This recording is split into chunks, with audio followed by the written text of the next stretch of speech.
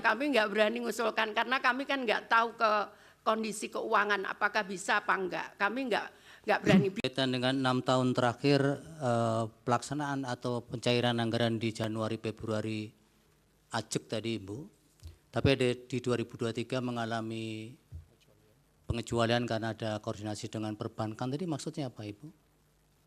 Jadi begini Bapak, jadi mohon maaf setelah kita dalami, kan kenapa penyerapan itu kecil. Nah ternyata ada yang daerah misalkan kayak Aceh, itu dia harus nyebrang orang itu. Dia harus nyebrang kalau ngambil karena tidak ada ATM, tidak ada pos. Nah mereka itu nyebrangnya yang diterima itu paling banyak 450. Nyebrangnya itu butuh 600.000 gitu. Sehingga kemudian mereka nggak ambil karena atau diambil di akhir tahun gitu karena Mbak sesuai. Iya, begitu. Nah, kemudian ada lagi yang bank seperti di daerah Bali. Itu ada di daerah di mana bank BTN itu nggak ada di kabupaten itu. Sehingga dia butuh untuk membayar transport untuk mengambil bank itu di kabupaten yang lain itu lebih banyak daripada yang dia terima.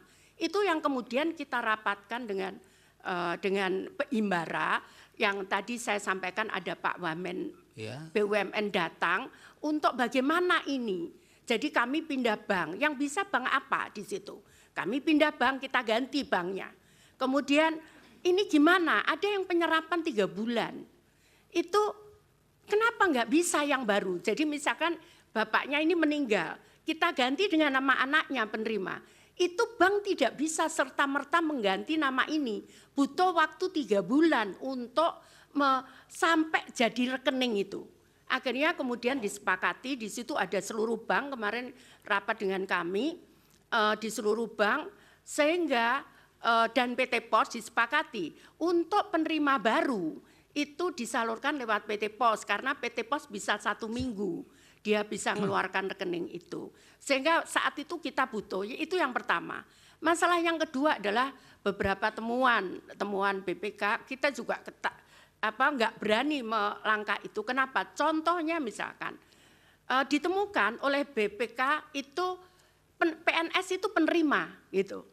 Nah kami butuh waktu, apa iya dia PNS betul atau bukan itu. Jadi itu salah satu kenapa di 2023 itu agak mundur. Jadi temuan itu ada yang mohon maaf, dia masuk di datanya AHU. AHU itu di Kementerian Kumham. Dia sebagai di situ ditulis sebagai komisaris perusahaan A. Tapi ternyata setelah kita cek ke lapangan dia hanya cleaning service. Ya, akhirnya bisa kita klarifikasi dengan BPK bahwa ini orang miskin. Lah kalau namanya dipakai di sini kan ya bukan salah orang ini gitu kan, Pak. Ternyata kita bisa tunjukkan dan alhamdulillah yang 2023 kita clear soal itu. Kita clear yang PNS itu memang harus kita serahkan ke daerah karena di daerah itu PNS itu tidak hanya di daerah itu.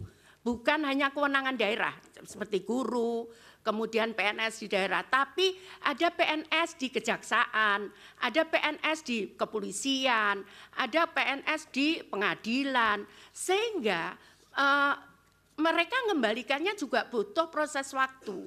Namun kemudian nggak bisa saya putus, ini harus jalan kita.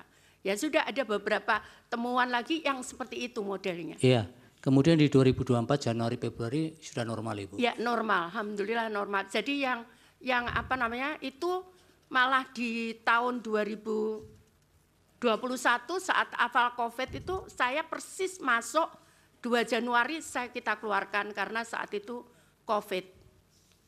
Baik, kalau berkaitan dengan pengusulan anggaran tahun yang akan berjalan, tahun berikutnya, untuk El Nino itu Kemensos apakah itu memang kebijakan tersendiri ataukah itu harus diusulkan juga dari kementerian terkait termasuk kami nggak berani mengusulkan Bapak termasuk yang tahun-tahun sebelumnya? Iya kami nggak berani mengusulkan karena kami kan nggak tahu ke kondisi keuangan apakah bisa apa enggak. Kami enggak berani. Biasanya diadakan rapat, kemudian disepakati apa begitu. Karena kami tidak berani, karena kan kami tidak tahu makro kondisi ya, sudah, makro artinya masalahnya. Ibu tidak mengusulkan ya? Ya, tidak ada mengusulkan.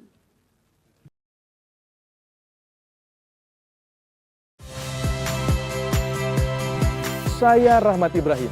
Saksikan program-program Kompas TV melalui siaran digital, pay TV, dan media streaming lainnya.